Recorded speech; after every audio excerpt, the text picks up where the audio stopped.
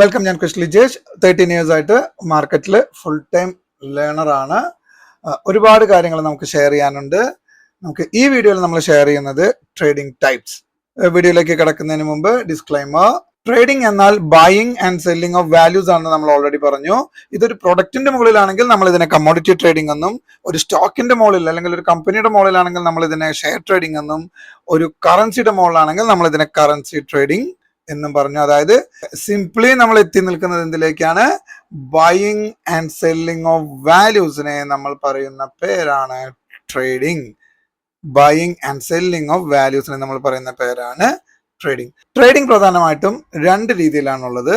ഒന്ന് ഇൻവെസ്റ്റ്മെന്റ്, ഒന്ന് trading. Investment എന്ന് പറഞ്ഞു കഴിഞ്ഞാൽ നമുക്ക് ഷെയറിൽ പറയാം. ഷെയർ വാങ്ങിക്കുകയും അത് ഒരുപാട് ദിവസങ്ങൾ കയ്യിൽ സൂക്ഷിക്കുകയും ചെയ്യുന്ന രീതിയെ നമ്മൾ പറയുന്ന പേരാണ് ഇൻവെസ്റ്റ്മെന്റ്. അത് ദിവസങ്ങളോ ആഴ്ചകളോ മാസങ്ങളോ വർഷങ്ങളോ ആകാം. ഷെയർ ഇൻവെസ്റ്റ്മെന്റിനെ പറ്റിയിട്ടുള്ള കംപ്ലീറ്റ് വീഡിയോ ഇൻ 29 മിനിറ്റ്സ് നമ്മൾ ഓൾറെഡി നമ്മളുടെ ചാനലിൽ എന്ത് ചെയ്തിട്ടുണ്ട്, കൊടുത്തിട്ടുണ്ട്. വീഡിയോന്റെ ലിങ്ക് നമ്മൾ എന്ത് ചെയ്യാം, താഴെ കൊടുക്കാം. നിങ്ങൾ ആദ്യമായിട്ട് വരുന്നവരാണെങ്കിൽ ഇൻവെസ്റ്റ്മെന്റിനെ പറ്റി കംപ്ലീറ്റ് അറിയാൻ നിങ്ങൾ ആ വീഡിയോ റിവ്യൂ ചെയ്താൽ മതിയാവും.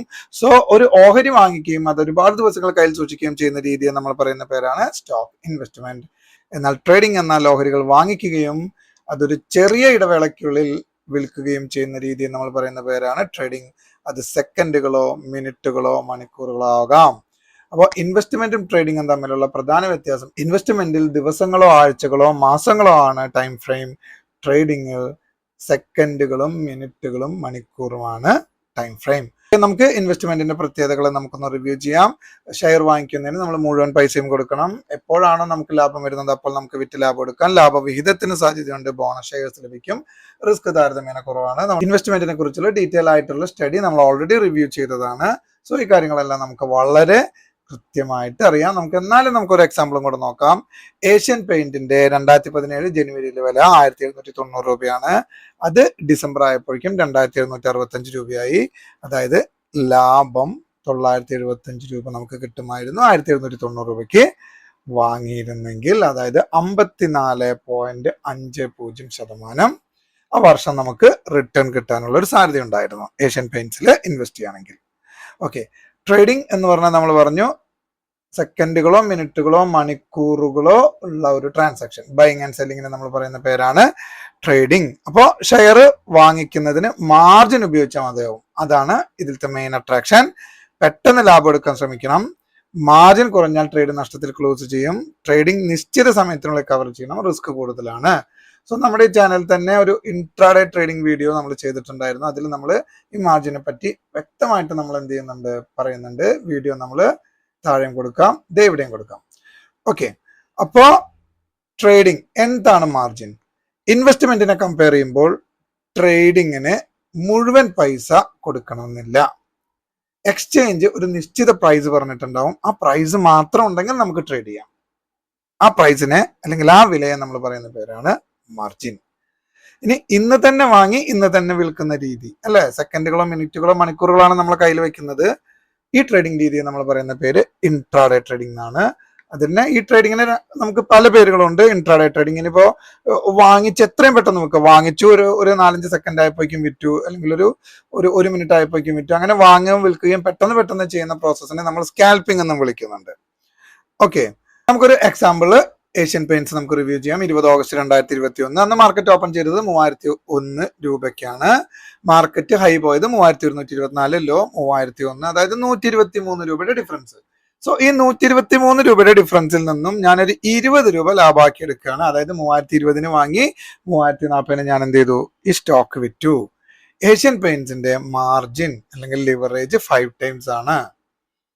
ഓക്കെ, അപ്പൊ 5 times എന്ന് പറഞ്ഞാൽ അതിന്റെ അർത്ഥം 3020 രൂപയ്ക്കാണ് വാങ്ങിക്കുന്നത്. അപ്പൊ 3020 ഡിവൈഡഡ് ബൈ 5, 604 രൂപ ഉണ്ടെങ്കിൽ നമുക്കൊരു ഓഹരി മേടിക്കാം.